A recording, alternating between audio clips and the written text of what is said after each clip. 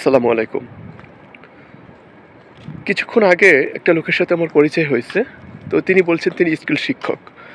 তো তার সাথে পরিচয় হয়ে আমার বেশ ভালো লেগেছে। তো এখান থেকে আমার একটা কথা মনে পড়ছে যে আজ থেকে অনেক দিন আগে একবার আমি ঢাকা চীন মন্ত্রী সম্মেলন কেন্দ্রে গিয়েছিলাম। সেখানে স্কুল শিক্ষকদের নিয়ে একটা প্রোগ্রাম হওয়ার কথা ছিল। সেই প্রোগ্রামে যাওয়ার পরে আমি যখন প্রোগ্রাম শেষ করে বের হয়েছি, যদিও আমি স্কুল শিক্ষক নই, কিন্তু আমি কোনো একজনের ইনভাইটেশনে আমি সেখানে গিয়েছিলাম। তো যাওয়ার পরে আমরা যখন প্রোগ্রাম শেষ করে বের হয়েছি, বের হওয়ার পরে আমার পরিচিত একজন স্কুল শিক্ষকের সাথে আমার দেখা হয়েছে সেখানে। তো তিনি আমাকে দেখে কাছে আসলেন এবং কথা বললেন এবং আমি তার সাথে অনেকক্ষণ কথা বলেছি, গল্প করেছি। আমার ভীষণ ভালো লাগছে। তো সে আমাকে বলছে, "এখানে আসার পরে তুমি কি শিখলে?" তো আমি বললাম, "স্যার এখানে আসলাম, অনেক ভালো লেগেছে। অনেক কিছু শিখেছি যেগুলো আমাদের জীবনে অনেক প্রয়োজন।" তখন সে আমাকে বলল, "তোমাকে আমি একটা উপহার দিতে চাই। তুমি কি নিবা?" তো আমি বললাম, "জি, জি স্যার, অবশ্যই আমি নিবো। কেন না?" তো সে তার ব্যাগ থেকে একটা বই বের করে আমার হাতে দিলেন।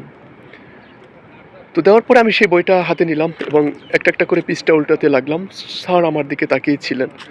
তো সেই বইটা উল্টাতে আমি দেখলাম যে বইটা অনেক সুন্দর। আমার বেশ ভালো লাগছিল। তো একটা সময় বইয়ের মূল্যটা আমার সামনে চলে আসলো। তো স্যার আমাকে বলল, "কি দেখছো?" আমি বললাম, "স্যার বইটা অনেক সুন্দর।"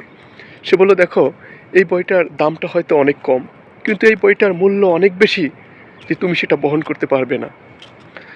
তো স্যারের এই কথাটা শুনে আমার অসম্ভব ভালো লেগেছে যে হ্যাঁ, সত্যি। আমি পরবর্তীতে দেখলাম যে এই বইয়ের মধ্যে যে কথাগুলো লেখা আছে সেগুলো সত্যি অনেক মূল্যবান। সেই কথাগুলোর মূল্যটা এত বেশি যে সেটা বহন করার ক্ষমতা সবার নেই।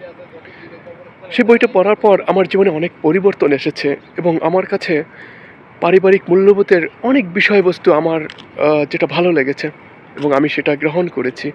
আমি একদিন সময় পেলে সেই বইটা আপনাদেরকে দেখাবো। সেই বইটার নামও আপনারা জানবেন এবং আপনারা চাইলে সেটা সংগ্রহ করতে পারবেন। ধন্যবাদ।